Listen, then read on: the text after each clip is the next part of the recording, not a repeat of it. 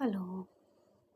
साल का आखिरी दिन, आखिरी रात, और आज बात करने जा रही हूँ लर्न न्यू, सीखो नया, फ्रॉम मिस्टेक्स में 14वीं कड़ी का 14th एपिसोड। जैसा हम लोग सब जानते हैं, जब हम 13-14 में आते हैं तो हमारा जो प्यूबर्टी का स्टेज होता है, रिप्रोडक्टिव जो हार्मोन्स होते हैं वो एक्टिव हो जाते हैं। और हिंदी में भी जब हम 14 बोलते हैं तो इसका मतलब we are apt for sexuality. तो इस बारे में मैं सिर्फ इसी बारे में बात करना चाहती हूँ कि sexual orientation, sexual know how और सेक्सुअलिटी से जो संबंधित चैलेंजेस होते हैं जो फेस करने पड़ते हैं उसके बारे में। तो सबसे पहले तो मतलब ये कहना बहुत मुश्किल होता है कि जैसे फैमिली कंप्लीट कब होती है।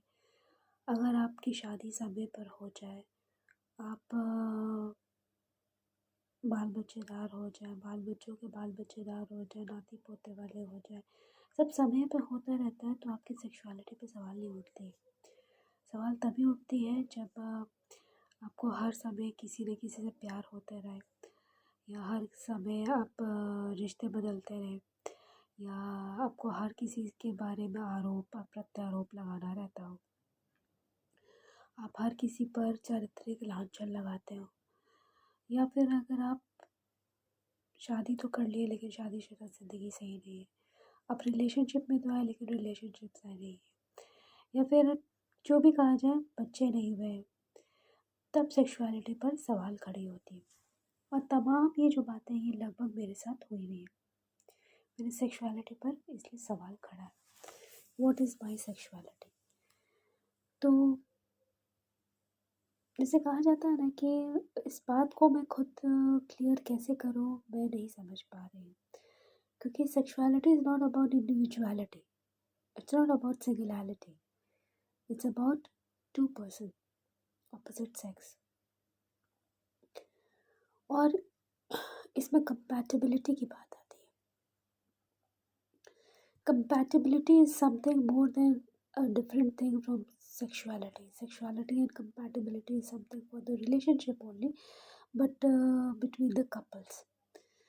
तो जब इस बारे में बात करते हैं, जो हस्बैंड वाइफ के बारे में बात करते हैं, या जो भी रिलेशनशिप हो, फ्रेंडली रिलेशनशिप हो, चाहे हंसी मजाक के दोस्त के दायरे के हो, चाहे परिवार में जो मजाक के रिश्ते होते हैं उनके दायरे में हो, चाहे ब्रदरहुड के लव एंड ब्रदरहुड का जो रिलेशनशिप होता है उसके बारे में बात हो, इन सब के बारे में किसी भी तरीके से बात करो, about the touch and the looks and the words and the chat and the chit and the appearance and the लटकन झटकन ऑफ थिंग्स। तो ये क्लियर करना बहुत मुश्किल है कि मतलब बहुत ही मुश्किल है, बहुत ज़्यादा ही मुश्किल है कि शुरुआत तो सब जगह थोड़ा बड़ा है, but what is the problem. Problem है क्या? A relationship is the problem. How to overcome this a relationship का प्रॉब्लम। ये रिलेशनशिप का प्रॉब्लम होता क्या? तो इस बारे में जैसे कहा जाता है ना कि कोई भी रिलेशनशिप सिर्फ मन से नहीं हो सकता, ये मन का रिलेशनशिप सिर्फ नहीं हो सकता है, एक तन का रिलेशनशिप सिर्फ नहीं हो सकता है। तब क्या होता है, आ रहा है, क्या कर रहे हैं कि नहीं कर रहे, ये भी बात होती है। वो रिलेशनशिप है क्या? तू हम रिलेशनशिप है क्या? तो इस बारे में बात करने की जैसे बात की जाती है कि सबका एक जैसा बात नहीं हो जाता, कौन पहला है, कौन दूसरा, कौन तीसरा, कौन चौथा, कौन पाँचवा है। इस तरीके से बात करके हर तरीके का दायरा अलग अलग बदलता जाता है। और अगर कोई करना भी चाहे कि मुझे आता है, मोटा मोटी ही आता है या वही तरीके से भी आता है, लेकिन जब आप उसकी बहस में नहीं जाते हैं, उसका नॉलेज तो हाँ आपको आता है, आप शुरुआत में बिल्कुल थोड़ा ही में सही कर लेते हो, लेकिन आपको साथ ना मिले, आपको पूरा कंपेटेबल से आपको ये समझना है कि आपने क्या, आपको चेक में डाला जाए तो आप क्या खड़े उतरेंगे। तो आप शायद आपको आता हो कि खाना ऐसे खाया जाता है, लेकिन अगर आपको चेक में डाला जाए कि वो बोला जाए, ये पूछा जाए, ए पूछा जाए, आप पूछा जाए, तो शायद आप जवाब नहीं दे पाए।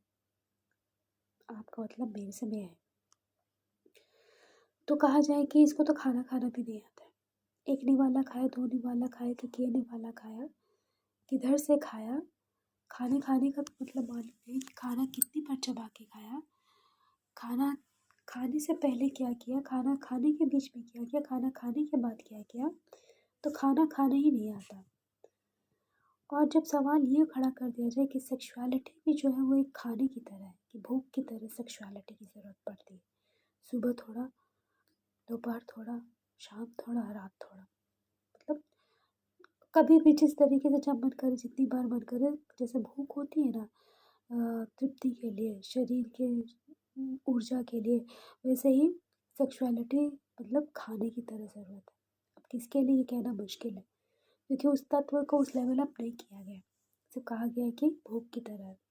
अब भूख की तरह बहुत गंदी मीनिंग भी होती है, विषय वासना में सिर्फ लिप्त होना। लेकिन कहते हैं कि इसका मतलब, इसका तात्पर्य क्या होता है पारिवारिक के लिए, गृहस्थी के लिए, वंश के लिए, कुल के लिए, किस चीज़ के लिए? तो इसका जवाब जब कहा जाता है देना मुश्किल है, क्योंकि उस पर खड़े नहीं उतरे हैं और उसको पूर्ण नहीं कर पाए अभी तक। जब तक हो नहीं पाता तो कहना मुश्किल है, यही सवाल है और यही सीख है कि इन सब के बारे में जानकारी हो पाना, इनके विषय के बारे में इतना बचपन से गूढ़ ज्ञान हो पाना नहीं था। एक शब्द भी समझ में नहीं आता था, बस मालूम था कि हस्बैंड एंड वाइफ होते हैं, सेक्स होता है, चाइल्ड होता है, अपब्रिंगिंग होता है, और वही मतलब सिलसिला चलता रहता है पीढ़ी दर पीढ़ी, जनरेशन बाय जनरेशन। नहीं पता था इतना कि बहुत सारी बातों का ध्यान रखा जाता है, संस्कार क्या होते हैं और एनर्जीज क्या होती है, सेंसेस क्या होते हैं, इन सब के बारे में कुछ भी उतना पता नहीं था। अभी भी पूरी तरीके से पता नहीं है, थोड़ा पता है। तो दिस इज़ द चैलेंज, नया सीख।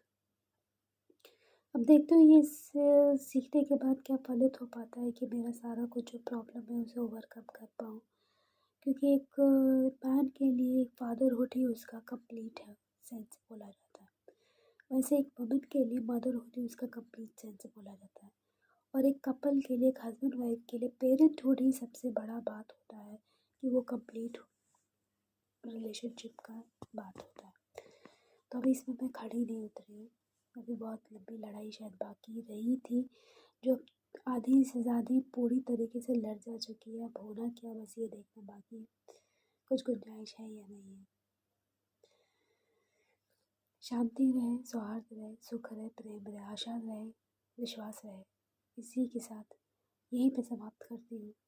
रिलेशनशिप को समझने के लिए 2 मिनट 5 मिनट काफ़ी नहीं है, और एक शब्द दो शब्द बोल देना, बड़े बड़े वर्ड शब्दों का इस्तेमाल कर लेने से व्याख्या कर दी गई, उसे समझा दिया गया या समझ लिया गया, ये कहना मुश्किल है। चलती हूँ, मिलूँगी अगली वीडियो में अगली कड़ी के साथ। Till then good bye.